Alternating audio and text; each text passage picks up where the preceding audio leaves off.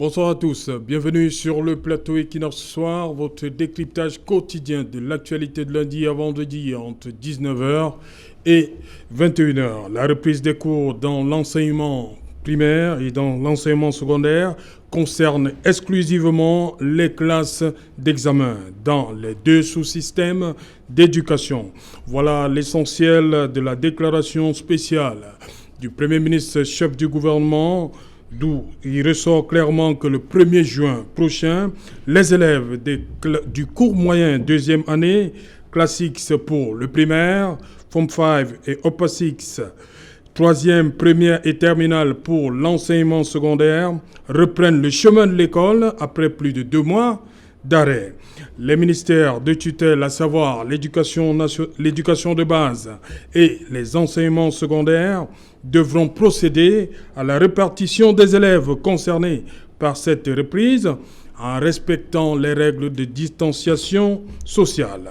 Ils devront également prendre toutes les mesures utiles et nécessaires visant à rendre disponible à l'entrée de chaque établissement public ou privé les kits sanitaires requis tels les gels hydroalcooliques, les thermoflages et les bacs à laver les mains.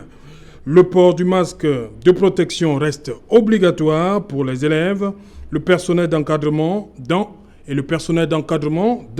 les enceintes scolaires. Madame, Monsieur, tout à l'heure à 20h, c'est la grande édition d'information qui vous sera présentée par Cédric Nouffelé. Tout de suite après, ce sera le débrief du journal et tout de suite, le fait du jour.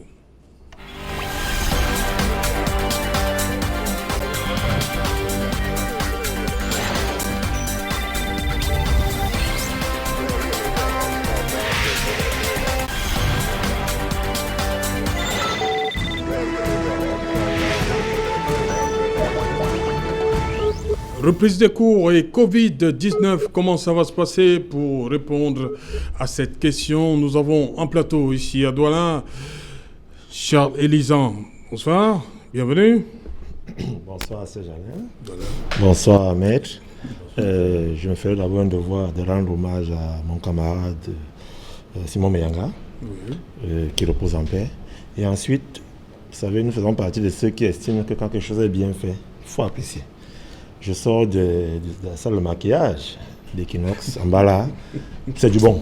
Non, sincèrement, la salle est bien climatisée, bien aérée, les produits ont changé. Même la fille qui vous maquille a de la joie, du sourire à vous maquiller. Equinox, c'est bien. Et c'est comme ça qu'on va construire le Cameroun. Quand c'est bien, disons que c'est bien. Et quand c'est pas bien, dénonçons comme il se doit. Bonsoir et merci d'avoir invité le RDPC. Et surtout, le conseiller municipal de la ville que je suis à cette émission. Justement. Maître Augustin Guépard, bonsoir. Mon très cher, bonsoir. Je pensais que le super maire Elisan devait commencer par la mairie de la ville en annonçant qu'ils sont en deuil parce que l'un de leurs patriarches, le ministre Dieudonné Monté, est décédé. Je crois qu'il devrait commencer par là avant d'aller à Yaoundé, voir quelqu'un qui a été démis de ses fonctions de façon honteuse par le RDPC. Donc, heureusement pour nous, cet ancien, il a tout donné, mais les jeunes de sa maison semblent très vite l'oublier. Mais nous qui le voyons, nous ne l'avons pas oublié, il vit dans nos mémoires. Voilà, Charles Elisan. Non, maître comme ça, donc je le prends comme ça. Bon, voilà, Charles Elisan, je commence par vous. Vous m'avez dit que vous comprenez cette mesure. Oui. Il faut déjà dire que le 17 mars, on comptait moins d'une dizaine de cas positifs et l'État du Cameroun a décidé de tout arrêter, entre guillemets, y compris les écoles, les universités. Mais aujourd'hui que nous sommes à plus de 2000 cas, comment comprendre qu'il faut réouvrir? Vous savez, cette logique obéit à quoi, Charles Elisan? Cette logique obéit à la réalité. Il faut qu'on soit sincère, il faut qu'on soit clair. Le Cameroun ne s'attendait pas, comme les autres pays, à accueillir, disons-le ainsi, ce virus. Et au départ, comme tout inconnu, l'homme se découvre face à cet inconnu-là, justement. Il est clair que nous pensions que ce qui arrivait aux autres ne pouvait pas nous arriver. Et quand ça a déclenché ailleurs, nous avons pris. Nous nous sommes dit que non, on a essayé de prendre les mesures. Mais c'est quand c'est arrivé qu'on s'est dit, mais tiens. Et la première mesure à prendre était justement de bloquer tout facteur qui pouvait être multiplicateur de propagation de ce virus. Et vous avez remarqué qu'entre le 17 mars, qui était la date de décision de fermeture de tout espace public susceptible de propager la maladie, jusqu'à ce jour, il y a eu une montée. Est-ce qu'on a atteint le pic déjà? Je ne pense pas. Sincèrement, je ne pense pas. Mais de l'autre côté, on peut dire que la bonne nouvelle, c'est que plus le nombre de cas infectés augmente, plus le nombre de guéris augmente. Et bizarrement, c'est aussi vrai que le nombre de décédés augmente. Et c'est dans cette optique-là. Vous savez, il y a 4 points à mettre à jour. Il y a d'abord la disponibilité des kits de dépistage, la disponibilité des médicaments, la disponibilité des sites d'accueil et la façon de mettre en place tout ce qui peut permettre de soigner les individus. Le gouvernement camerounais a donc pensé qu'il faille aujourd'hui rouvrir l'école, parce que c'est l'école, l'éducation qui développe un pays. C'est difficile à comprendre, mais il faut qu'on sache que l'école devait reprendre, quel que soit le nombre de cas qui augmente, et l'État a pris toutes les mesures qu'il faut pour que l'école reprenne de manière adéquate. Qu'est-ce que l'État a fait? Quand je vous ai parlé des disponibilités qu'il faille mettre en place pour que l'école reprenne, il faut dire qu'il y a aujourd'hui, ce que vous avez cité comme mesure, il faudrait que toutes les écoles aient à leur entrée les bacs. Il faudrait que chaque enfant ait un masque pour les parents qui peuvent offrir un masque à leur enfant, pour dire aux parents que les enfants auront dans tous les établissements scolaires un nombre suffisant de masques pour donner à ceux des enfants qui n'auront pas de masque. Les gels hydroalcooliques, les thermoflash ont été distribués de manière proportionnelle à tous les établissements. L'inquiétude que moi j'ai, c'est juste que j'aurais souhaité, et là, c'est le conseil de la ville qui parle, et je suis heureux de voir que le maire Massadine, ayant réuni... Le maire de la ville, ayant réuni tous les maires d'arrondissement la semaine passée, l'une des résolutions phares, c'était comment est-ce que les collectivités territoriales décentralisées vont accompagner les établissements scolaires. C'est vrai, on ne vous sent pas beaucoup depuis cette histoire de Covid. Là. Non, vous ne pouvez pas dire ça. On voit Denis Fampou tous les jours dehors. On voit Frungwa tous les jours dehors. On voit Dr Mobi tous les jours dehors. On voit le maire Massambo tous les jours dehors. On voit le maire Bassadine tous les jours dehors. Ils sont dehors. Les gars travaillent. Ils accompagnent le gouvernement central et les populations à lutter contre cette maladie.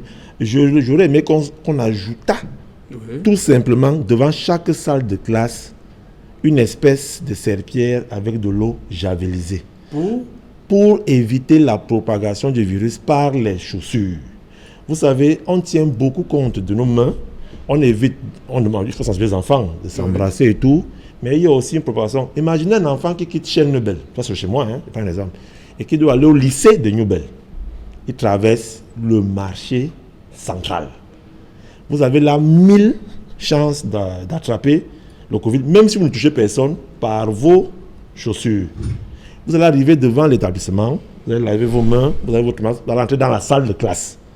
C'est la même porte que 50 élèves, ou 30, ou 25 vont franchir. Et ça peut être un risque de propagation. Votre chaussure qui va revenir à la maison et tout. Ouais, donc je souhaite, cette proposition qui a été prise en compte par certains chefs d'établissement, de mettre devant chaque salle de classe des serpillères imbibées d'eau javelisée. Ça permet de réduire. Et il faut qu'on dise que c'est la sensibilisation. C'est les acteurs, tous les acteurs sociaux qui doivent être en bas, les parents dès la maison, qui sensibilisent les enfants qui ont passé 2 mois sans aller à l'école, les collectivités territoriales décentralisées avec les organismes qui peuvent accompagner l'État dans la mise en place de tout ce qui est kit sanitaire et enfin le personnel éducatif, le personnel d'encadrement pour que l'école reprenne et que effectivement l'année scolaire se termine très bien. Maître Nkefa, votre approche sur cette reprise annoncée du 1er juin? La moyenne que nous pouvons rechercher, c'est la moyenne de médiocrité.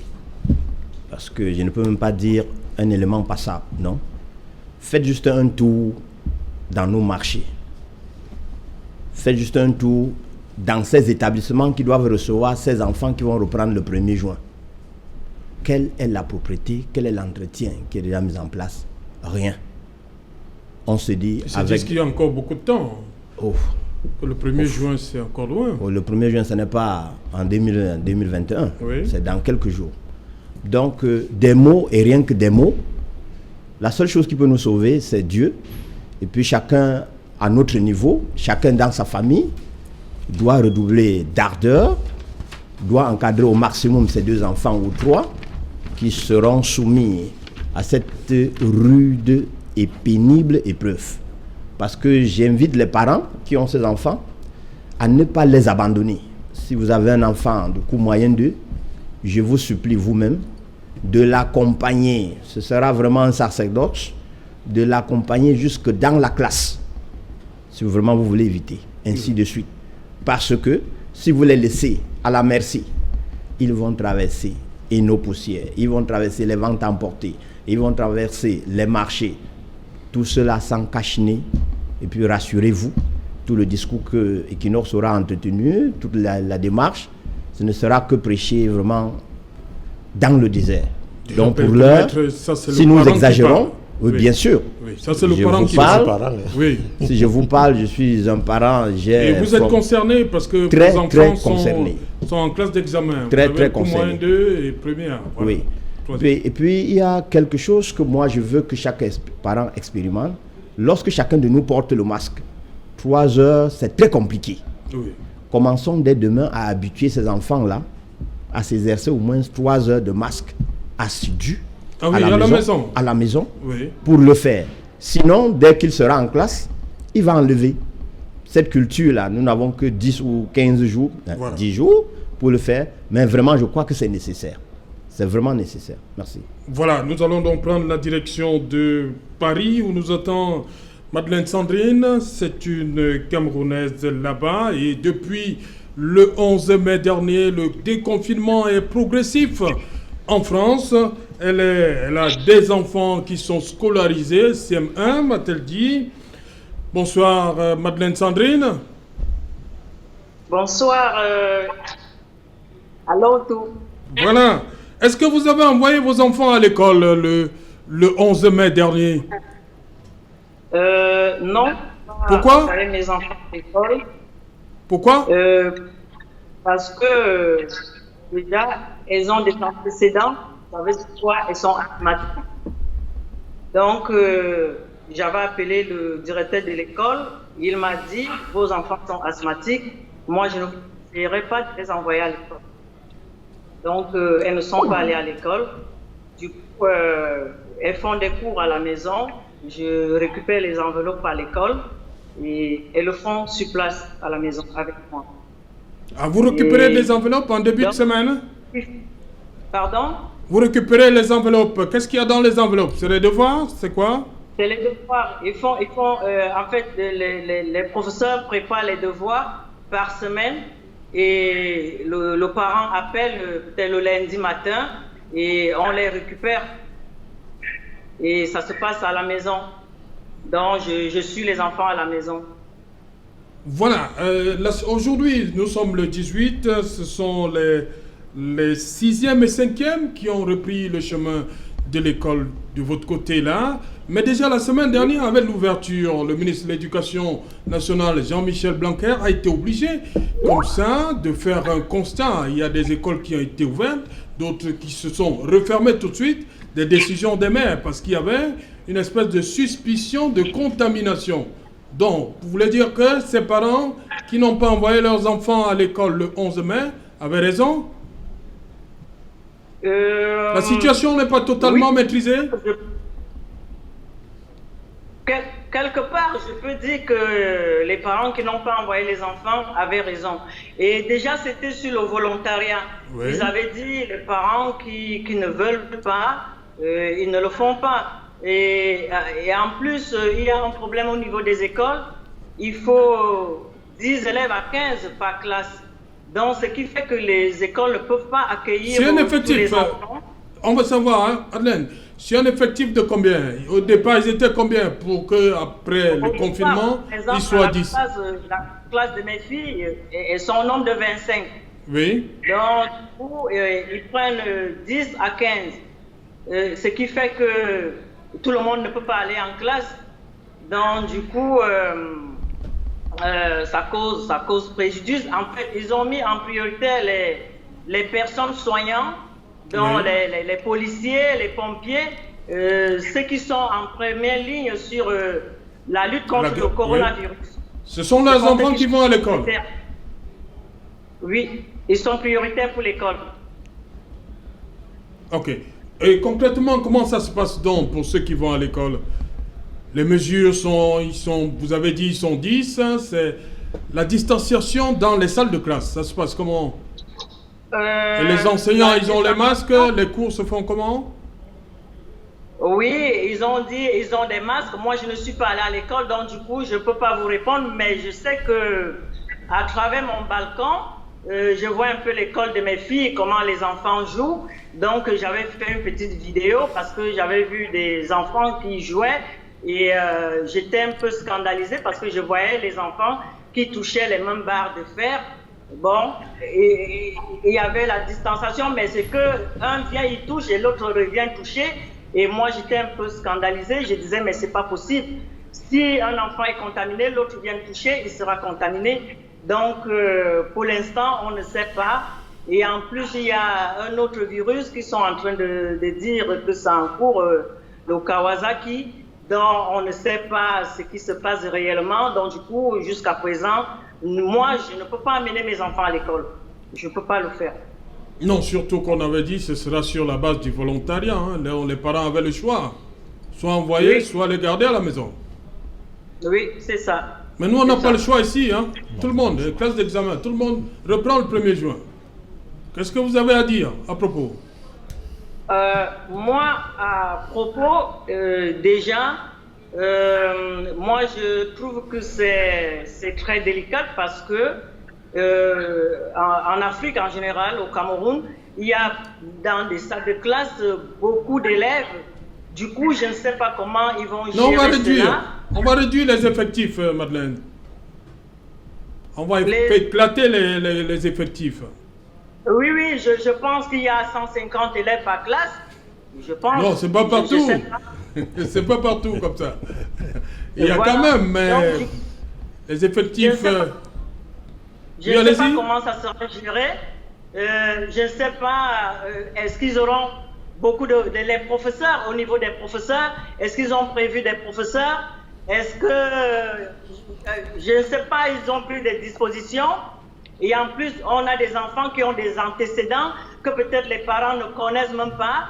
Il suffit d'attraper un virus et tout peut tourner très mal. Donc du coup, je ne sais pas, est-ce que le gouvernement a pris compte de tout cela avant de décider de faire la rentrée scolaire le 1er juin. Moi, je trouve que c'est pas possible de toutes les façons. On va dire les choses telles que ça se présente. C'est pas possible, c'est très compliqué par rapport en Afrique parce que déjà en France, c'est compliqué.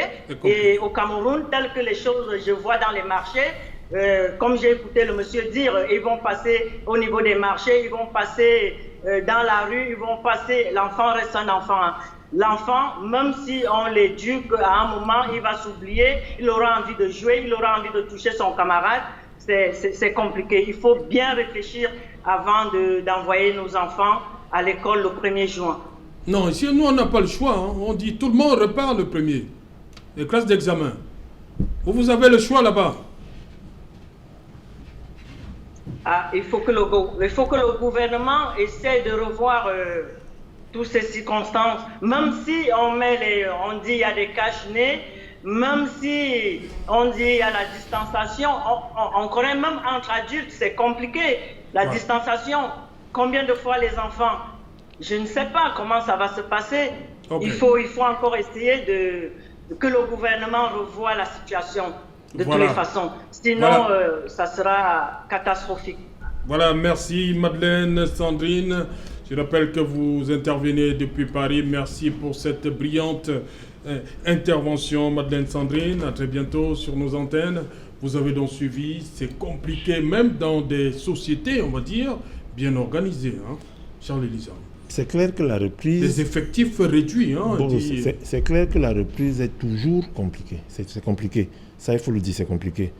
Ce que je souhaite quand même qu'on dise, c'est que il faut qu'on comprenne que la compréhension dans les relations humaines vient du fait qu'on refuse d'accepter. Oui. On refuse d'écouter, on refuse de demander, on refuse d'apprendre. Ici, il ne s'agit pas d'une opposition au gouvernement du Cameroun qui va à tout prix que l'école reprenne et les autres, qui sont les parents, qui veulent envoyer les enfants à l'école parce que l'éducation est le socle de construction de la société et faire comme si c'était envoyer les enfants à la guillotine. Non. Au niveau de l'État, toutes les mesures ont été prises au niveau de l'État. Et je continue à vous dire que c'est une action combinée et concertée des parents que nous sommes, de la société civile, du personnel encadrant, enseignant et de tout le monde pour que nos enfants soient les moins exposés au virus. Quelles sont les mesures qui ont été prises, Serge Alain? Le gouvernement s'est rassuré que devant chaque établissement scolaire, qu'il y ait les kits de commodité sanitaire qu'on connaît tous, vous avez cité kits, thermoflash, tout ça. Deuxièmement, c'est la reprise des classes d'examen. Ça veut tout simplement dire que les autres classes intermédiaires ne seront pas là. Donc, on va repartir équitablement en respectant la distanciation sociale des élèves dans chaque salle de classe.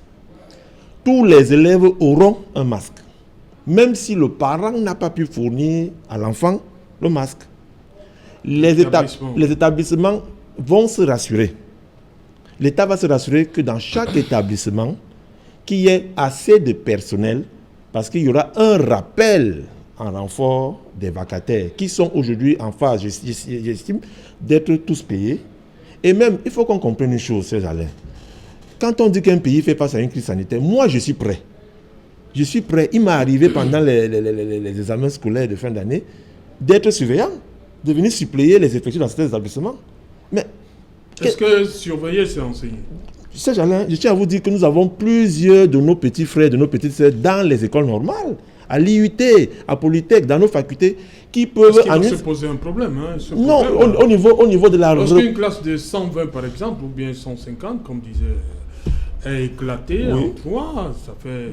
Justement, le ministre des Enseignements de l'éducation de base est passé dernièrement à la chaîne nationale pour expliquer comment ça va se passer. Et il y a un rappel en renfort du personnel enseignant, qu'on appelle les IVAC, les instituteurs vacataires, qui ont encore appelé en renfort. Et ça a été reparti équitablement de telle manière qu'il n'y aurait pas de grève. Et maintenant, ce qui concerne les classes intermédiaires, on a pris en moyenne la ligne médiane des deux moyennes des 2 premiers trimestres pour les faire avancer. Et la prise des bulletins de fin d'année, c'est les parents qui iront à l'établissement en fonction d'un calendrier bien précis. Chaque parent ira prendre le bulletin de l'enfant à l'école pour qu'il n'y ait pas d'attroupement. Je vais terminer par dire à mon frère Gefa que non, la prière n'a conçu pas un pays. C'est justement parce qu'on a poussé les Africains à croire qu'il faut prier, que nous sommes là où nous sommes. Pendant qu'eux, ils travaillaient. Il faut que les enfants aillent à l'école.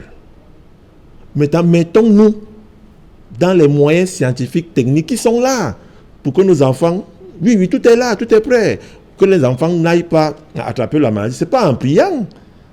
Encore que plusieurs pasteurs sont en train de tomber depuis là, plus que vous. Donc, ce n'est pas en disant que prions, parce que non.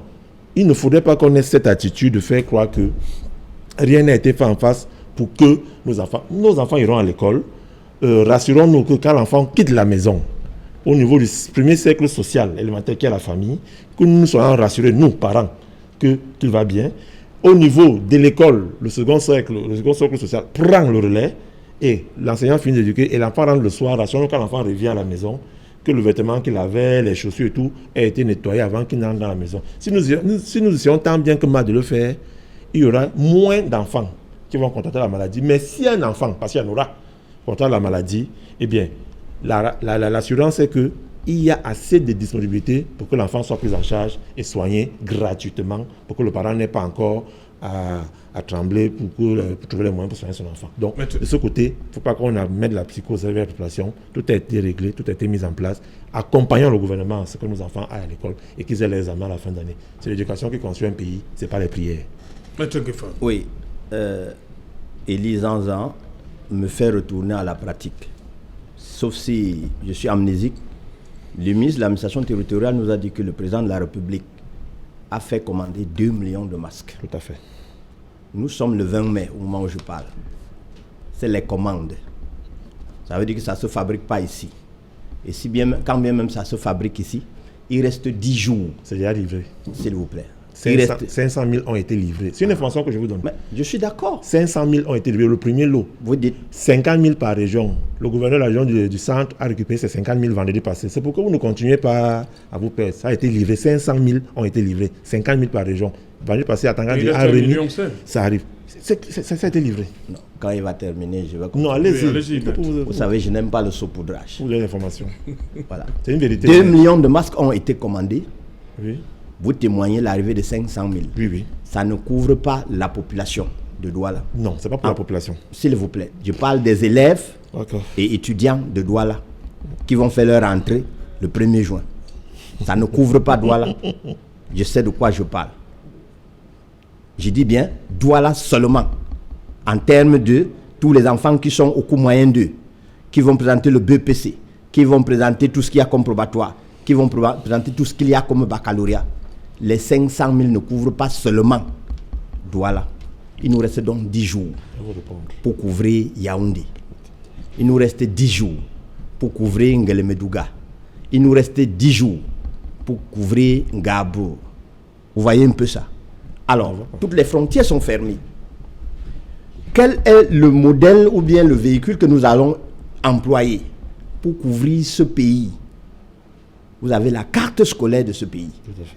Quel est le véhicule que nous allons employer pour couvrir ce pays dans l'attente de 1 500 000 masques qui vont arriver d'ici le 1er juin? C'est pourquoi je dis, nous devons y croire. Et quand on croit, on prie. Quand on a espoir, on est dans l'expectative. Pour l'heure, je dis, ce n'est pas chimérique. C'est chimérique. Ce n'est pas chimérique. Nous devons être objectifs.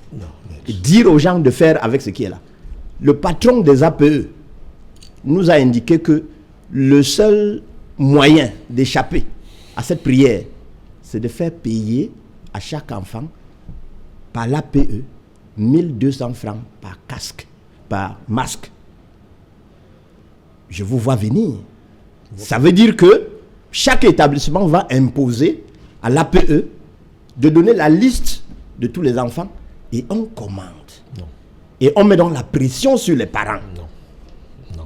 Non. C'est ce qui sera fait. Non, maître. Non. C'est ce qui sera fait. Maître, non. Le dispositif est déjà pris pour toutes ces pressions. Maître. Et nous disons, mais ça c'est votre analyse. Ça c'est que moi je présente la en tant vérité. que parent. Non, je suis aussi parent. Ok. Je suis aussi parent, maître. Bon, puisque vous fréquentez, vos enfants fréquentent à Bonapriso. Non, nous sommes les Boussa Mundi à Douala.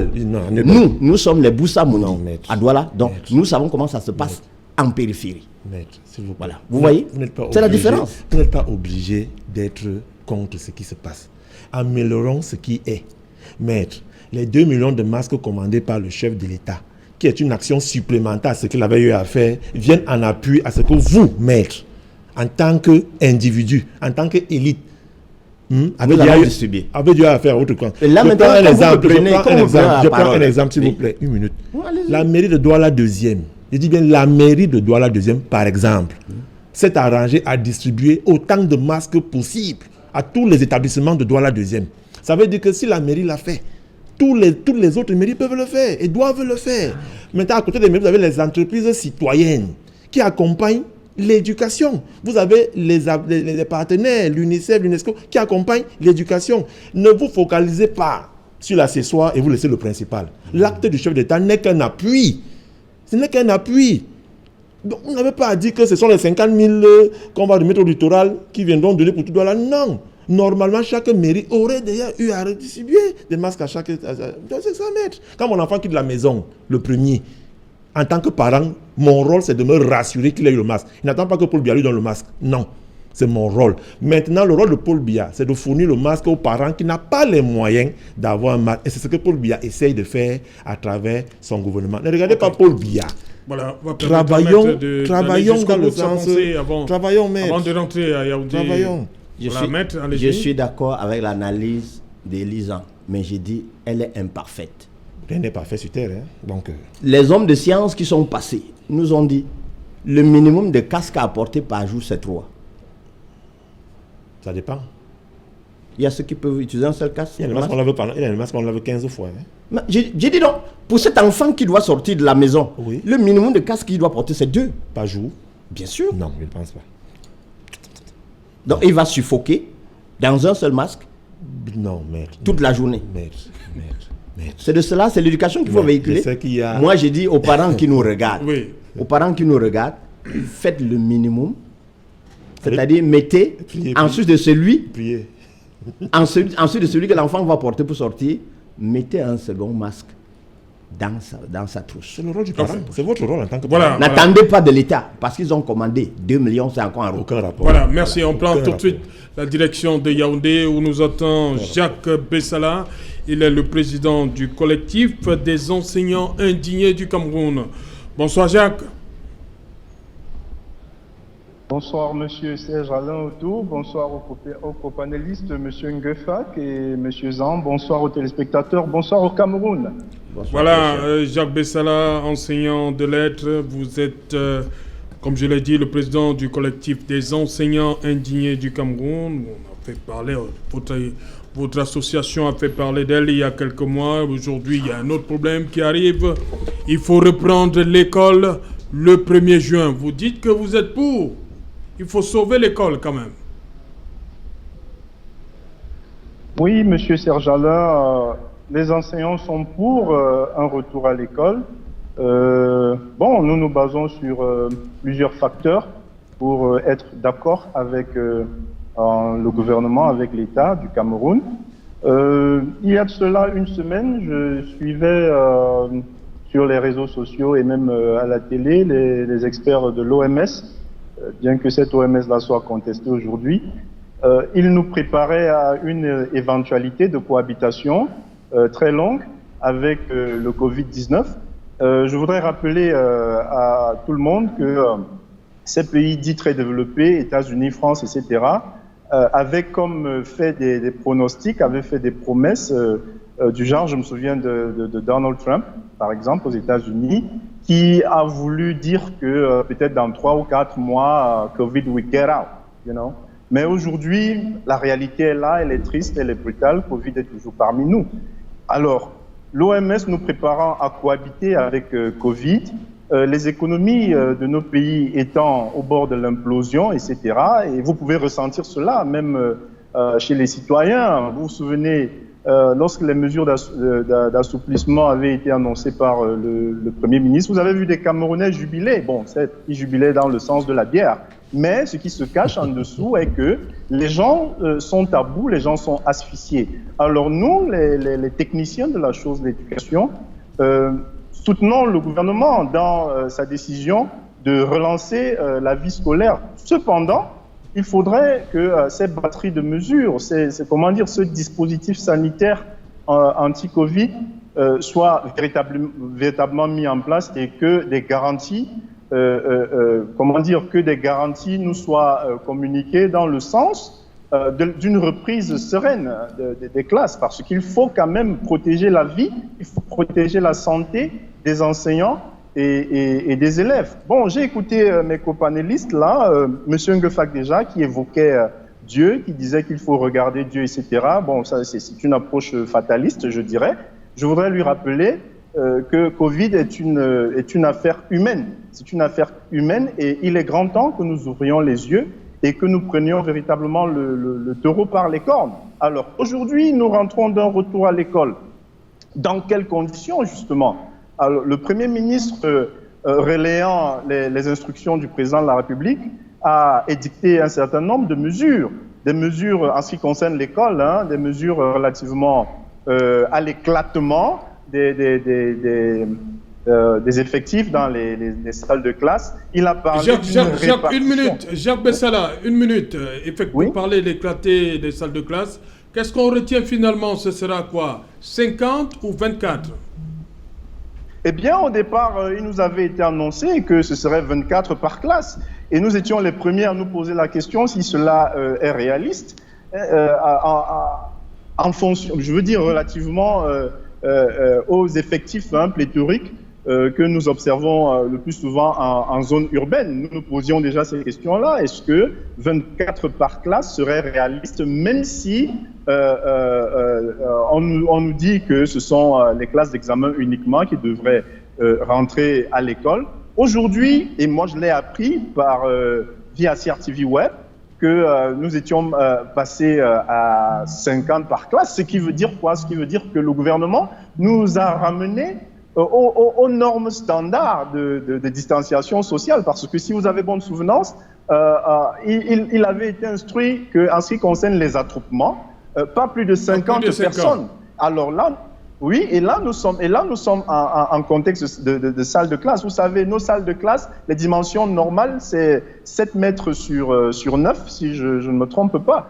Alors, avec ces effectifs pléthoriques-là, est-ce qu'il sera véritablement possible d'éclater les effectifs au point où nous pourrions avoir 49 tout au plus par classe et respecter les mesures de distanciation? Je voudrais aider le gouvernement, du moins, je ne voudrais pas être prétentieux, s'il est dit qu'au primaire, par exemple, seules les classes de cours moyen 2 peuvent reprendre, cela veut dire qu'on peut réquisitionner les ministères de l'éducation de base, des enseignements secondaires, qui ont cheminé ensemble depuis les cours sur la CRTV, peuvent s'entendre sur la réquisition. Le ministère peut réquisitionner certaines salles de classe au niveau des établissements primaires qui avoisinent les établissements secondaires, en ce qui concerne le public et le privé, bien entendu. Alors, je voudrais insister sur la nécessité de mettre en place cette batterie de mesures qui nous permettra de reprendre les classes de façon sereine, avec l'esprit tranquille, parce que, voyez-vous, j'ai lu sur Cameroun Tribune un certain nombre de mesures édictées par le Premier ministre, là, entre autres. Si vous permettez, ils ont parlé de prendre les mesures nécessaires, utiles, visant à rendre disponible à l'entrée de chaque établissement public et privé les kits sanitaires requis tels que les gels hydroalcooliques, les thermoflash, les bacs à laver les mains, etc. Et je voudrais embrayer sur l'affaire des masques. Du masque. Oui, le Premier ministre dit, je cite, « Je voudrais préciser que les parents d'élèves qui le souhaitent pourront fournir des masques de protection à leurs enfants. » Alors, notre question est, quelle est la fiabilité de ces masques-là, en ce qui concerne, c'est-à-dire les masques que vont fournir certains parents à nos élèves? Quelle est leur fiabilité? N'importe qui peut ramasser un morceau de tissu n'importe où et donner à l'enfant qui va le pendre au nez et on va appeler cela masque. Attention, il y a danger. Et je continue, le Premier ministre dit, ceux qui n'en disposeront pas se verront octroyer gracieusement des masques dans leurs établissements de référence selon des modalités à préciser par les ministères compétents. C'est ici que tout se joue, Monsieur Otou. Gracieusement. Et c'est ici que se trouve justement... Oui, c'est ici que se trouve le danger. Dans quelle mesure? Dans la mesure où, moi je considère déjà que sur 10 parents, vous en aurez 9 qui vous diront qu'ils n'ont pas d'argent pour acheter le masque. Parce qu'un bon masque, il vous coûte en moyenne 500 francs en pharmacie. Et à Sicam, là-bas, j'ai entendu parler de 1300 francs. Et par jour, minimalement, il nous faudrait 2 masques pour tenir. Alors, maintenant, il y a cette affaire d'association nationale des parents d'élèves qui, il y a une semaine par là, est entré au labo et nous a sorti, je ne sais pas moi, des principes comme quoi des parents d'élèves devaient verser la somme de 1000 francs CFA pour acquérir des masques. Et c'est à ce niveau que je suis d'accord avec M. Ngefak. Je pense que c'est lui qui a relevé cela. Oui, je voudrais rappeler à Madame la ministre que c'est ici que tout va se jouer. Parce que les parents d'élèves vous diront que le Premier ministre a dit que les masques peuvent être offerts gracieusement aux élèves. Et il faut noter, soit dit en passant, que les masques sont obligatoires. Alors, chacun va chercher à tirer la couverture de son côté et nous nous posons la question, mais bon sang, mais ces associations de parents d'élèves qui viennent demander 1000 francs aux parents, mais est-ce que ces associations-là ne devraient pas plutôt soutenir les établissements scolaires en leur offrant un petit kit de protection anti-Covid au lieu de venir lancer une arnaque à ciel ouvert? C'est ici que tout va se jouer parce que vous irez dans les établissements scolaires et on vous dira là-bas qu'on ne peut pas vous donner des masques parce qu'il n'y en a pas. Si vous voulez un masque, il faut donner 1000 francs. Alors, il faudrait que les autorités commencent déjà à réfléchir à cette éventualité-là, Monsieur Otto. Voilà, merci Jacques. Je voudrais ajouter rapidement, quelques secondes. Zan a parlé des serpillères qui devraient être imbibées d'eau javelisée et à l'entrée de chaque salle de classe. Je voudrais plutôt que nous nous inspirions du modèle chinois, Monsieur Otto. Il y a cette vidéo en circulation sur les réseaux sociaux et cette vidéo met en scène un petit élève qui est accompagné à l'école et qui est reçu au niveau de l'entrée de la salle de classe. Il est désinfecté systématiquement, ce petit élève-là, il est désinfecté, il se débarrasse du masque qu'il a ramené de chez lui et il y a justement ce petit robot qui prend sa température et après on lui fournit du gel désinfectant, on lui fournit également un masque. Donc c'est l'établissement qui devrait mettre cette batterie de mesures-là avec l'appui des autorités de l'éducation. Il faudrait que les choses soient organisées de cette façon parce qu'il s'agit de la vie des élèves et des enseignants qui est engagé. Il y a également danger en ce qui concerne le partage du matériel. Vous voyez, nous les enseignants, nous serons appelés à utiliser le tableau. Alors, l'enseignant qui a précédé l'autre en ce qui concerne l'usage du tableau, qui a précédé l'autre en ce qui concerne l'usage du bureau en salle de classe, comment ça va se passer? Est-ce qu'on va désinfecter, etc. Et maintenant, c'est une petite chute, Oui, rapidement. Depuis, on ne fait que parler des élèves, la protection des élèves. Il faudrait qu'on pense aussi à la protection des enseignants. En d'autres termes, est-ce que ce sont les enseignants eux-mêmes qui devraient acquérir leur petit matériel anti-Covid? Si vous allez au MINDEF, par exemple, si vous allez dans les autres ministères, vous allez voir les personnels de ces ministères-là avec le petit kit anti-Covid estampillé leur ministère. Allez au MINDEF, vous allez voir des masques estampillés MINDEF. Alors, est-ce que Madame la ministre des Enseignements secondaires ne peut pas mettre la main à la poche et fournir les masques Minesec, c'est ça? Anti-Covid aux enseignants, on va vous faire des Minesec, bien entendu, enseignants du primaire et du secondaire, pour ne parler que de cela. Ok, merci Jacques. Merci Jacques Bessala. Justement, vous avez suivi Maître Ngefa, que ça devient compliqué. Ça, c'est un enseignant, il est au contact avec les élèves, il sait un peu ce qui les attend à partir du 1er juin. Serge Alain, je ne connais pas seulement les enseignants à distance, je les pratique au quotidien, pour ne pas dire chaque heure, chaque minute, chaque soir. Voyez-vous, j'ai approché une autre qui s'y connaît parfaitement. Je lui ai demandé comment vous allez procéder dans vos écoles annexes. Elle me dit toutes les salles de classe seront occupées et tous les enseignants de l'établissement seront utilisés. Il n'y aura plus de titulaires de la CIL, de la maternelle, du coup, tout le monde, corps enseignant, doit participer. Je lui dis oui, ça, vous allez participer. Est-ce que le programme a déjà été défini et on a commencé le recyclage pour ceux qui ne tenaient pas ces classes d'examen? Elle me dit, maître, c'est un peu compliqué la question que vous posez, vous avez toutes les raisons. Voyez-vous, c'est déjà un déphasage. Parce que là même, le nivellement des enfants qui vont suivre ces cours d'un mois, certains seront d'office privilégiés. Ceux qui seront encadrés par les enseignants qui étaient déjà prédestinés pour la formation tout au long de l'année. Naturellement, le programme court de source. Mais les autres qui devaient venir en appui, naturellement, on devrait déjà les intégrer, leur faire des cours d'imprégnation pour que ce soit une mise à niveau à jour J.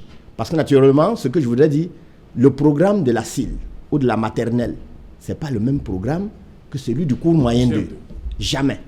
L'enseignant du cours moyen 2, il n'est pas dans le même état d'esprit que celui qui est au cours élémentaire 1. Or, en fin d'année, c'est très serré. Comment subitement mettre les deux enseignants au même pied d'égalité et demander d'évaluer ou bien de former un enfant pour compétir sur le même sujet? Ça veut me dire, oui, là, l'État a négligé beaucoup de choses. Il nous faut seulement serrer les coudes et dire que bon, ça va aller. Je crois qu'à ce niveau, tout ce qu'il nous reste, messieurs Zam, c'est la prière. Parce que si votre enfant, qui est au cours moyen 2, au cours de ce mois-ci, est formé par la maîtresse de la maternelle en mathématiques, je crois que vous-même, vous devez redoubler d'ardeur à la maison en recrutant d'autres moniteurs. Ce n'est pas la même chose. Il faut y croire. Charles Elisan, est-ce que vous comprenez toutes les inquiétudes soulevées et par l'enseignant Jacques Bessala et Maître Ngefak ici sur le plateau? Je voudrais d'abord qu'on comprenne que je ne suis pas ici comme le représentant des ministères en charge de l'éducation au Cameroun. Non, du tout. Je suis un parent. Je ne voudrais pas qu'il y ait ce sempiternel débat qui oppose le MRC au RDPC, parce que le maître a toujours tendance à vouloir chercher la petite bête. Là, il ne faut pas. Maître, vous êtes parent, je suis parent. Notre frère Bessalaki à Yaoundé est aussi parent, je pense, quoi qu'enseignant. Maître avocat, je servais dans une entreprise et M. Bessala est enseignant. Nous tous, nous sommes des parents qui voulons que les enfants aillent à l'école. Ça, c'est la première chose. L'information principale, c'est que les enfants iront à l'école. Maintenant, vous avez le choix de laisser vos enfants à la maison. Hein. Il y a des parents qui ont dit que les enfants ne vont même pas composer, ils vont attendre l'année prochaine. C'est un choix. Il y a des parents qui ont dit ça. Il y a des parents qui ont dit que les enfants n'iront pas à l'école parce que l'enfant, quand c'est le genre, quand un parent écoute maître, il y a un parent actuellement qui écoute maître, qui croit à ce leader d'opinion qu'il est et qui voit que l'enfant ira à la guillotine. Il va dire que l'enfant n'aille pas à l'école. Mais maintenant, maintenant. Charles Elisan, vous avez évoqué le cas de l'enfant qui part de New Bell, Justement, qui va traverser. Vous croyez qu'il n'y a pas des parents qui peuvent changer après avoir écouté ça? L'enfant qui quitte la maison, qui traverse le marché, qui entre au lycée de New Bell. Et s'il n'y a pas ce que vous avez proposé à l'entrée des salles? Il y en a. Nettoyer les chaussures, là? Il y en a. Non, je dis, pour nettoyer les chaussures, c'est une proposition que moi je fais. Voilà. Parce que j'estime que nous négligeons cet aspect des chaussures qui peuvent être de virus et nous passons plus aux mains, aux embrassades et... de toute façon, on se comprend. Et pour ça qu'il dit, pas comme mon frère Bessala qui pense qu'on va acheter des robots aujourd'hui, on va avoir des problèmes de masques et tout, on va acheter des robots aujourd'hui, on va remettre... Non, c'est pour le moment, peut-être en 2035, oui, avec l'émergence, mais pas pour le moment. Maintenant, devant chaque salle de classe, on peut mettre une serpillère, un bibet d'eau de Javel. C'est tout. Maître. Donne-moi une seconde. Vas-y, chef frère. Élie, j'ai l'impression que nous n'avons pas la même perception de notre rôle sur ce tableau. Celui qui m'écoute, je suis en train de lui dire, ne te fie pas au discours de la rentrée, c'est le premier.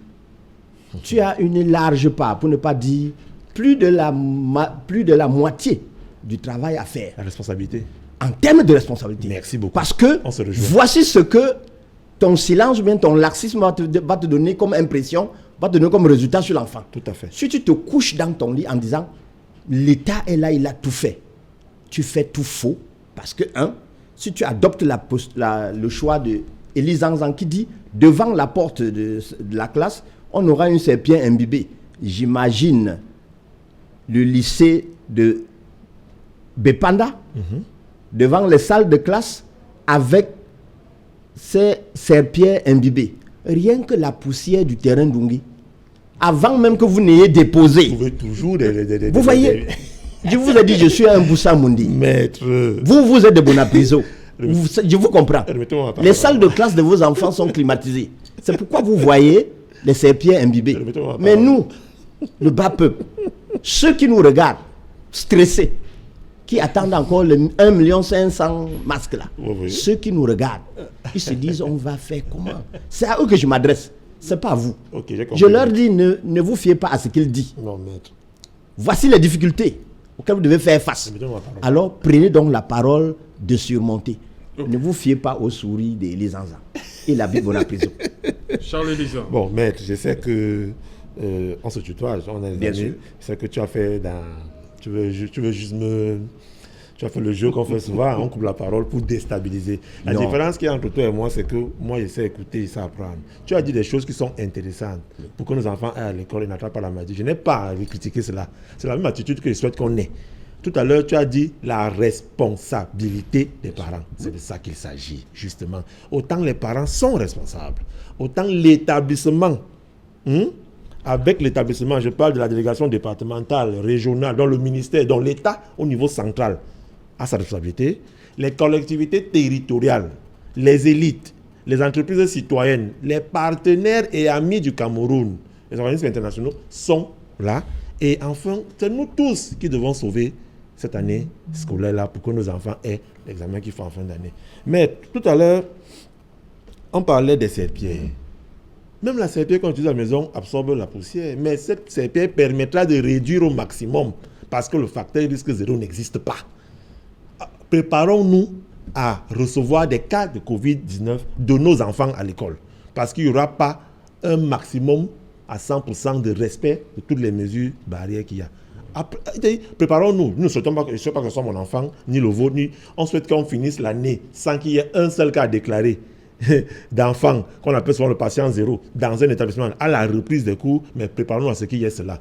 Maintenant, la réponse à avoir, le parent doit se rassurer que l'enfant qui attrape le Covid-19 à Bipanda, est-ce qu'il y a un dispositif sanitaire à l'établissement, ce qu'on appelait à l'époque les infirmeries, oui, qui puisse prendre l'enfant là, immédiatement, sans pour autant que le camarade ait envie de le porter, sans pour autant que l'enseignant ait envie de le porter et qu'il soit lui-même facteur pathogène de transmission de la maladie, mais qu'il y ait quand même un dispositif médical dans l'établissement pour les 2 mois, 1 mois qui suivront, un infirmier, une infirmière, qui sont nombreux, maîtres, dans nos facultés de médecine, qui ne font rien, qui attendent d'être recrutés dans les hôpitaux.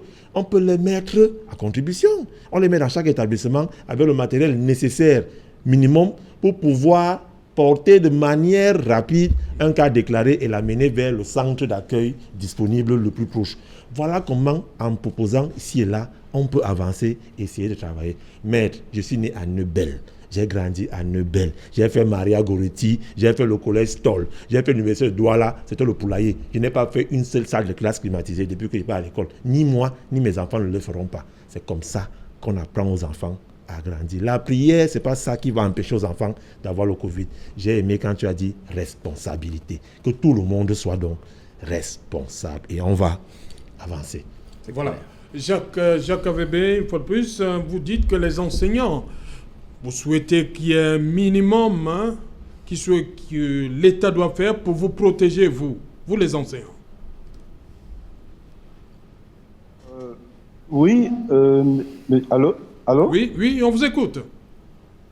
D'accord, merci. Monsieur Serge Alain Autou, je le réitère ici, les enseignants sont prêts à rentrer à l'école. Je peux même vous dire que nos élèves nous mettent la pression en nous demandant ça recommence quand, on s'ennuie à la maison. Vous comprenez? Nous sommes d'accord avec le gouvernement, avec l'État, il faut rentrer à l'école, il faut sauver l'école. D'accord. Cependant, les conditions anti-Covid restent et demeurent le préalable absolu. Et en parlant de Covid, j'ai entendu 2 blagues venant de mes 2 panélistes qui sont avec vous sur le plateau. La première blague nous provient de M. Zhang. Lorsque j'ai évoqué le modèle chinois, M. Zhang a parlé des petits robots. Il a dit, on fait comment pour avoir ça? C'est à l'horizon 2035. Je voudrais dire à M. Zhang que nous ne sommes pas ici pour faire dans le politiquement correct ou la blague. Covid n'est pas une blague et Covid ne connaît pas de politiquement correct. Covid est un danger réel qui a déjà tué au Cameroun. Je voudrais rappeler que nous sommes à 140 morts déjà, nous sommes à plus de 2000 contaminations actuellement, 2000 Covid de plus dans nos structures. Voilà, merci. On va retrouver Jacques Bessala en deuxième partie Equinoxe Soir. Le temps de marquer l'arrêt du 20h, parce qu'il est déjà là. Cédric Nouffelé, bonsoir. Au menu ce soir. Bonsoir Serge Alain, bonsoir à vos invités. Ce soir, nous parlerons de ce grave incendie qui se produit en ce moment même dans la zone universitaire de Douala, entre le stade SICAM et le carrefour Ange Raphaël, dans la ville de Douala. Nous n'avons pas encore d'informations précises, mais les flammes ne cessent de prendre de l'ampleur depuis quelques heures. Nous en parlerons dans le journal de 20h. Nous évoquerons également ce soir, Serge Alain, cette note du préfet du Vouri après la fermeture de la polyclinique Marie-O. Toutes les autres formations sanitaires privées sont sommées de libérer les patients atteints du Covid afin qu'ils soient transférés dans les centres agréés dans la ville de Douala. Au moment où le Cameroun fait face à une multiplication des cas du Covid, comment expliquer l'exclusion du secteur privé médical dans la prise en charge optimale des cas du Covid-19, notamment dans le département du Vouri? Vous suivrez ce soir la réaction de la classe politique critiquant l'attitude du gouvernement et des autorités administratives. Nous évoquerons également dans le journal de 20h, Serge Alain, les attentes des couches sociales dans la ville de Douala. Vous le savez, après la distribution des masques initiatives du chef de l'État, il y a des doléances portées par les populations pour avoir accès à d'autres équipements importants pour lutter contre la pandémie du coronavirus. Et puisque le gouvernement veut miser sur ses propres hôpitaux agréés Covid-19, quelles sont leurs capacités de prendre en charge ces différents malades atteints de la maladie à coronavirus? Ont-ils les équipements nécessaires? Vous suivrez ce soir. On va vous plonger dans les couloirs des hôpitaux centraux, notamment l'hôpital central de Douala et l'hôpital Jameau situé dans la cité capitale. Deux hôpitaux mis à rude épreuve face à cette pandémie du coronavirus. Nous parlerons également ce soir, Serge Alain, du décès du président de la Commission nationale des droits de l'homme, Chemouta Divine Banda, qui s'était fait remarquer durant ces 3 dernières années par ses prises de position sur la question relative à la crise anglophone et bien d'autres sujets à suivre dans quelques instants. Serge Alain. Voilà, justement, madame, monsieur, c'est la fin de cette première partie Equinox Soir. On se retrouve après le 20h de Cédric pour Equinox Soir, deuxième partie. Ce sera le débrief. Nous serons toujours en compagnie de nos invités et à Douala et à Yaoundé.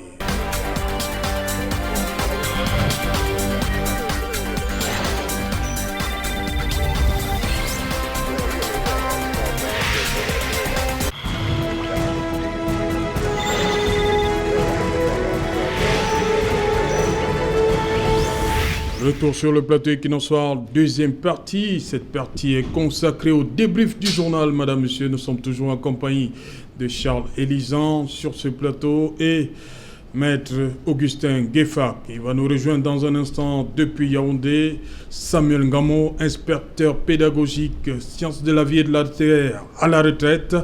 Il est déjà là, on va lui dire bonsoir. Dans un instant, je suis à vous, Samuel Ngamo. Mais je commence par vous, Maître Augustin Gueffa, que cette décision du préfet du Vouri, qui donne 72 heures aux formations sanitaires privées, de faire transférer les malades, les patients Covid, dans les centres spécialisés. Ceux qui voudront bien rester doivent signer un engagement. Où est donc la liberté du patient de choisir et son médecin traitant et la structure hospitalière qui doit l'accueillir? Oui, Serge Alain, moi je crois que le communiqué, il est bienvenu. Et moi je l'aime dans toute sa structure.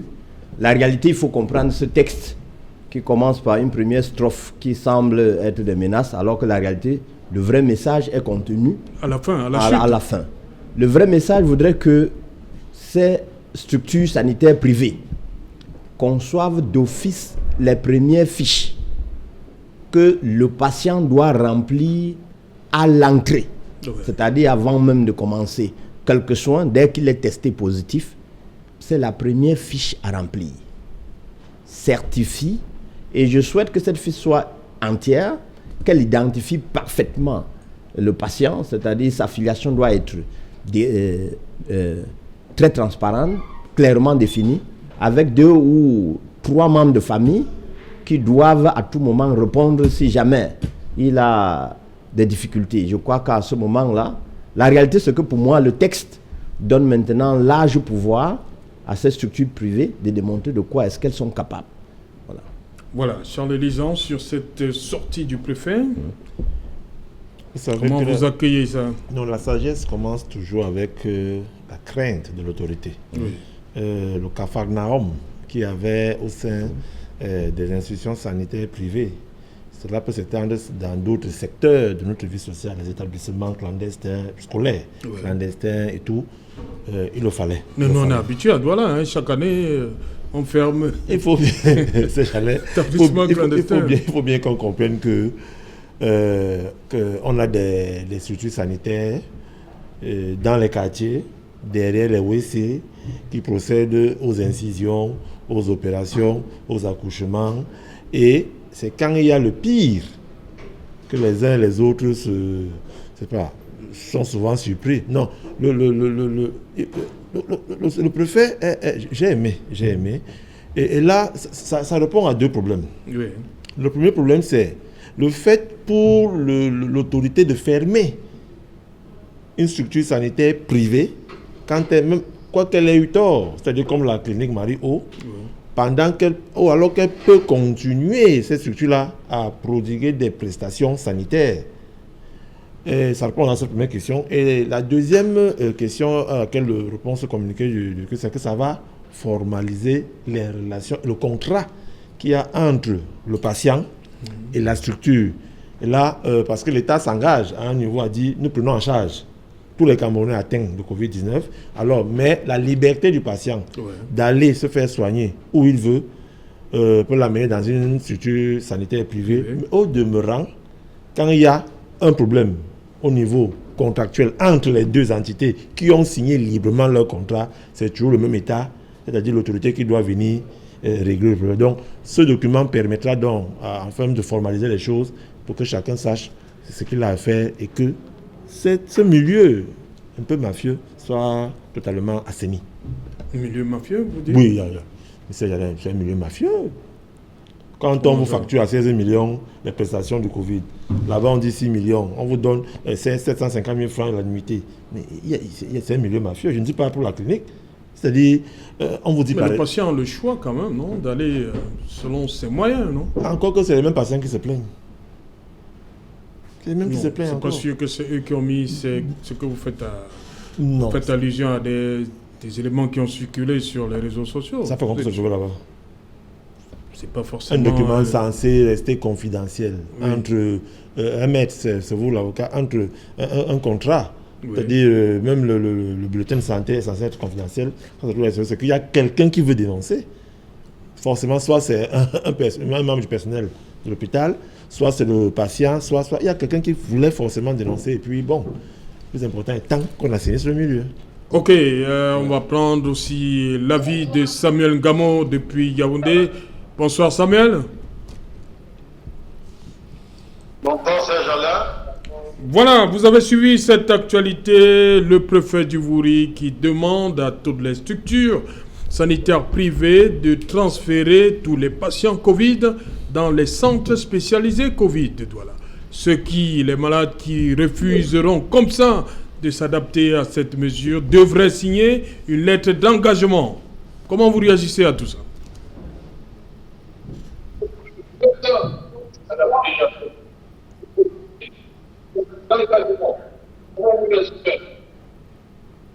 Donc voilà. Je voudrais, Serge-Alain, dire que je ne comprends pas médical pour la simple raison que nous concevons comme si la Covid devait s'arrêter dans 1 mois. Nous devons intégrer le fait qu'une pandémie comme celle-là ne peut pas disparaître dans 2, 3, 4 semaines. Et intégrer cela dans tout ce que nous avons à faire, comme processus de résolution des problèmes. La dernière crise sanitaire pandémique que nous avons connue a duré plusieurs années. Lorsqu'on parle de la peste espagnole, elle a duré environ 2 ans. avec deux principaux pics qui ont fait d'énormes morts. Donc, lorsque nous voyons l'ampleur de cette pandémie actuelle, ne réfléchissons pas comme si elle va s'achever dans un mois. Or, lorsqu'on prend des mesures comme celle-là, de mettre à l'écart de manière complète les structures privées, je ne sais pas, dans 2-3 mois, lorsque l'ampleur de la maladie va monter, comme elle est en train de prendre, comme on peut constater, je ne sais pas si les structures publiques seules seront capables de tenir le coup. C'est pour cela que je cherche encore à comprendre quelles sont les véritables motivations de cette décision. Voilà, Samuel Ngamo, je reste avec vous. En première partie, vous n'étiez pas avec nous. Sur cette reprise programmée pour le 1er juin, vous qui êtes toujours enseignant dans l'âme, par rapport au contexte qui est le nôtre actuellement, comment vous entrevoyez les choses à partir du 1er juin pour ces élèves-là, des classes d'examen qui doivent reprendre le chemin de l'école? Les choses à partir du 1er juin. Pour ces élèves-là, des classes d'examen qui doivent reprendre le chemin de l'école. Merci encore, Serge Alain. J'avoue que je suis un peu dubitatif. Je veux commencer par les élèves qui ne reprennent pas les cours le 1er. Parce qu'ils ressortent seulement sur les places d'examen. Or, nous ne pouvons pas fonctionner comme si ceux qui ne reprennent pas les classes ne comptent pas. Les programmes officiels prévoient pour chaque année, pour chaque classe, pour chaque niveau, un volume d'apprentissage qui doit être validé pour l'apprenant avant de passer en classe supérieure. Lorsque maintenant on a décidé, ce qui n'est pas une mauvaise chose, de capitaliser les travaux réalisés pendant le premier trimestre et le second pour décider le passage en classe supérieure, je ne vois pas encore le dispositif pédagogique qui a été mis en place pour procéder à la remédiation, parce qu'il y a un volume d'apprentissage qui n'a pas été exercé par ces apprenants pendant cette année scolaire. Donc j'observe encore, je ne vois pas encore le dispositif que le ministère ou bien les responsables chargés des apprentissages ont mis en place pour boucler ce gap. Maintenant, par rapport aux classes qui doivent reprendre le 1er juin, j'ai beaucoup plus de questions que de réponses. Or, comme dans toute démarche scientifique, elles sont plus importantes, des questions bien formulées. Je voudrais faire un peu de technologie et d'éducation avec vous pour observer que nos classes ont généralement un gabarit de 8 par 8, soit 50 mètres carrés, ou bien parfois 1 mètre carré. Si nous prenons une classe de 64 mètres carrés, en respectant les mesures de distanciation sociale, cette classe doit contenir au maximum 14 élèves. Si nous prenons la classe de 80 x 10, 80 mètres carrés, elle devrait contenir 24 apprenants. Voilà l'ergonomie éducative. Maintenant, lorsque nous observons ce que nous avons comme effectif, il y a un intervenant qui m'a précédé a essayé un peu d'aborder ce problème. Avec des effectifs de 120-140, en divisant par 24, nous avons des groupes de 6. Or, maintenant, j'observe la trilogie enseignement, apprentissage, évaluation. Lorsque les classes intermédiaires vont vider les établissements, nous aurons bien sûr des salles de classe vides. Donc le gros problème ne sera pas au niveau des salles de classe. Le gros problème maintenant sera au niveau de la qualité des enseignants. Et Maître Ngefat a déjà abordé un peu ce problème. La qualité des enseignants va se poser. Je connais très bien le personnel enseignant que nous avons. Et lorsque je prends une classe de terminale,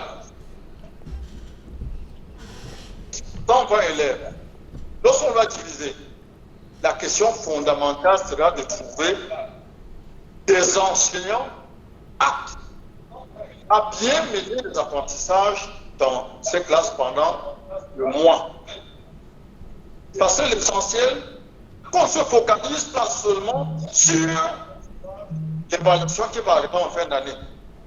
Il faut qu'on pense à des mesures durables.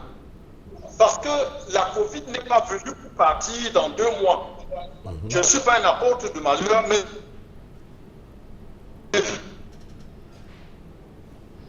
l'expérience biologique dans 2 mois. Et il faut donc qu'on pense à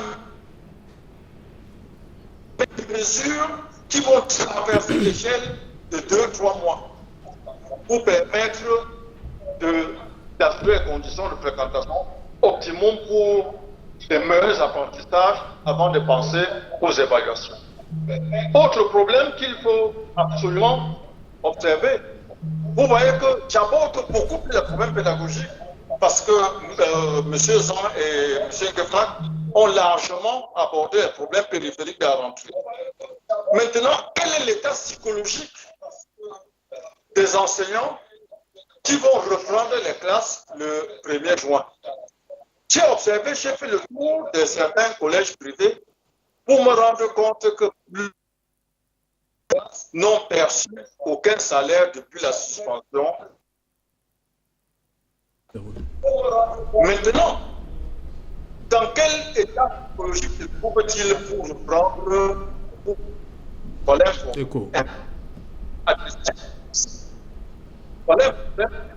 Ok.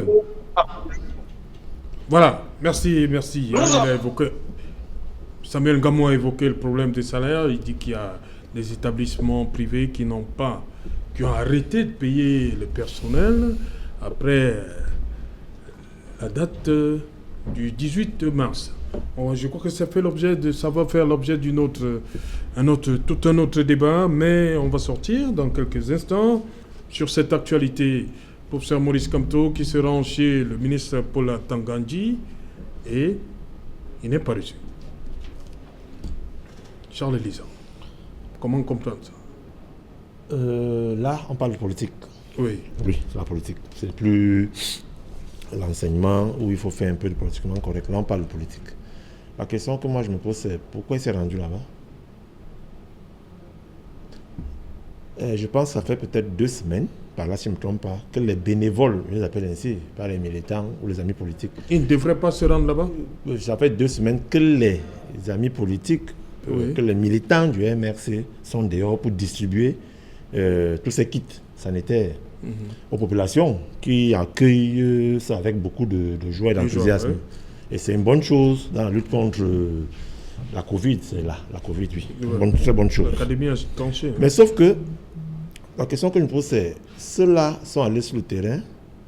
Si on s'en tient au communiqué du porte-parole, ce que j'ai lu dans les réseaux sociaux, c'est-à-dire toutes choses étant par ailleurs égales, allons dessus, c'était qu'il allait rencontrer les autorités pour 2 choses. Peut-être je peux me tromper. C'était la première raison, c'était de se présenter et de demander l'autorisation, c'est pas pour que les gars, on laisse les gars travailler tranquillement. Les gars se déploient. Oui, tranquillement. Et moi, je me dis, mais pourquoi ne l'avoir pas fait au début, quand il fallait lancer l'opération? Pourquoi c'est quand lui, il sort pour le faire? Une autre chose qui me traverse l'esprit, c'est pourquoi aller rencontrer ces gens-là qui sont pour vous illégitimes? C'est vous le président élu, vous leur donnez les instructions, vous n'avez pas allé les rencontrer, vous faites ce que vous avez à faire. Et si maintenant, revenons à la raison, il est estimé qu'il faut maintenant apaiser. Et c'est là où moi, je veux aller. Oui. Si maintenant il faut apaiser les relations entre lui, quand il dit lui, je parle de lui et tout ce qui l'accompagne dans son mouvement, et le gouvernement, c'est une bonne chose. Mais est-ce que c'était donc pas l'occasion de l'accueillir? Est-ce qu'on va l'accueillir quand lui veut? Non. Ça? Non, ça j'allais. Si vous dites que si il a finalement compris... Ce n'est pas à Maurice Kamto de tendre la main au gouvernement quand lui veut et le gouvernement viendra l'embrasser. Non. Le ministre gouvernement lui a tendu la main, il a dit non, il ne vous reconnaît pas, vous êtes illégitime pour moi. En fait, vous savez, c'est quelque chose, il faut qu'on se comprenne, c'est Jalin. Si je veux faire la paix avec Maître Ngefak, je me mets dans les prédispositions psychiques, psychologiques, physiologiques pour qu'il y ait la paix. Je n'ai pas à jouer avec lui. À partir du moment où j'estime que Maître Ngefak n'a pas la qualité d'être avocat, n'a pas la qualité pour être mon interlocuteur, et que pour moi il n'existe pas en tant qu'avocat, et que j'attende le jour où je veux lui parler, quand lui il a essayé de me parler, il y a un problème. Il y a un problème. Il y a un problème. Donc moi j'estime, à ce qui me concerne, que si ça va dans le cadre de l'apaisement, eh bien, il n'y a pas, c'est-à-dire, il n'y a pas d'effort surmesuré, surdimensionné à continuer à poser des actes d'apaisement. Je vous le dis sincèrement. S'il faut parler de paix, il n'y a pas de honte à continuer à poser des actes d'apaisement. Comme Maurice Kamto, qui dans ses discours dit qu'il aime les Camerounais, qu'il continue à poser cet acte-là. Il est allé aujourd'hui, on a constaté qu'on ne l'a pas reçu, qu'il reparte une autre fois, on va constater qu'on ne l'a pas reçu, qu'il lui-même, à travers ses discours et de ses ouailles, ceux qui l'accompagnent, à travers les réseaux sociaux, à travers les médias, qui sont dans les invectives, eux aussi accompagnent son acte d'aujourd'hui. On verra qu'on va bien justement avec Charles cette Elisant, permettez. Je crois que le ministre Malaouda, après, il a dit que si le professeur Kamto s'était présenté, il aurait reçu. Le ministre Malaouda Manachi... Non, je n'ai pas fini. Ok. Je n'ai pas fini. Oui. Le professeur Kamto, aujourd'hui, va vers le ministre de l'administration territoriale. Bon, entre le ministre de l'administration territoriale et c'est deux personnes différentes déjà. Je reste au niveau de la symbolique. La symbolique, ok. Oui, la symbolique. Justement, j'y arrive. Oui. Au niveau de la symbolique, le ministre Malaouda Manachi dit, s'il recevait M. Kamto lui-même, c'est-à-dire le don du ministre Kamto, le don du prof Kamto, le don du citoyen Kamto, il l'aurait reçu parce que c'est un citoyen qui apporte sa contribution pour lutter contre la Covid-19. Il n'a pas à recevoir le don que M. Kamto a remis à une association. Pourquoi le MINAT refuse de recevoir le citoyen professeur Kamto? Mais le MINAT est libre de recevoir qui veut. Okay. Vous avez votre emploi du temps. Il faut aussi qu'on soit clair. Merci.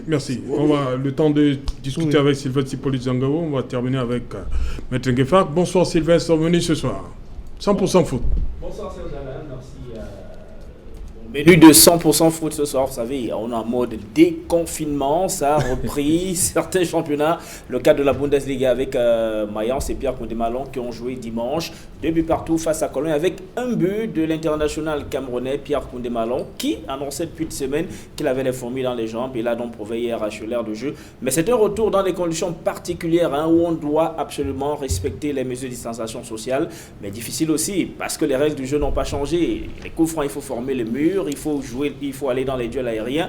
Et difficile dans ce sens-là de respecter ces mesures de distanciation pour lutter contre le Covid-19. Nous reviendrons sur la décision de la Fédération camerounaise de football d'arrêter cette saison sportive avec Peter Petit Bamena qui est donc d'office champion du Cameroun parce qu'en tête du classement Elite 1, c'est le club qui représentera le pays la saison prochaine en Ligue des Champions, alors qu'il y a encore une grosse tergiversation sur le club qui représentera le Cameroun à la Coupe de la Confédération. Et il y en a qui se bousculent en ce moment. Ils sont environ 4 clubs qui se disputent cette place. La FECAFOOT a dit que si la Coupe du Cameroun, qualificative à cette Coupe de la CAF, ne va pas jusqu'à son thème, c'est le 2e au classement du championnat qui serait donc qualifié pour cette compétition.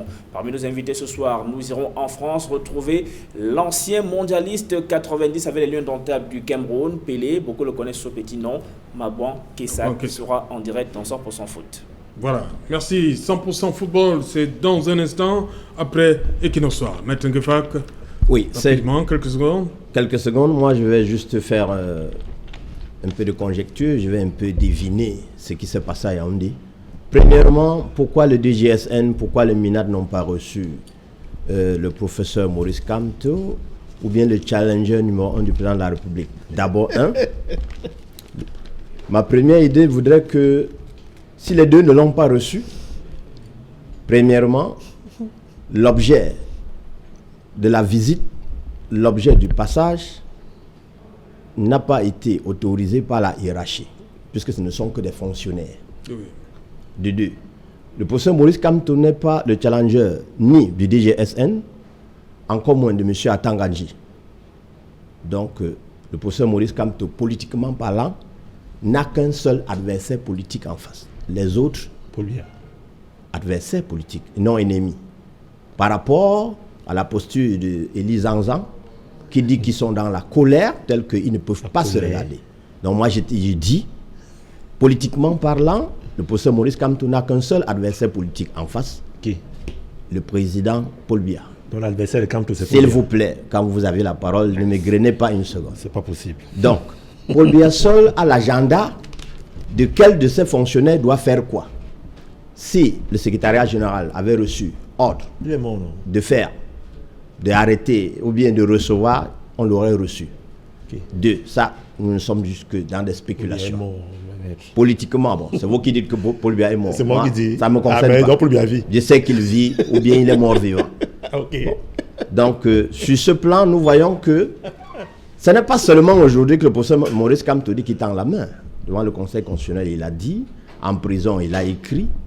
Aujourd'hui, il se lève pour que tout le monde voit que la politique, ce n'est pas l'inimitié. Ce n'est qu'un simple combat. Ce qui est très difficile à comprendre chez les élites, qui dit pourquoi il doit le recevoir.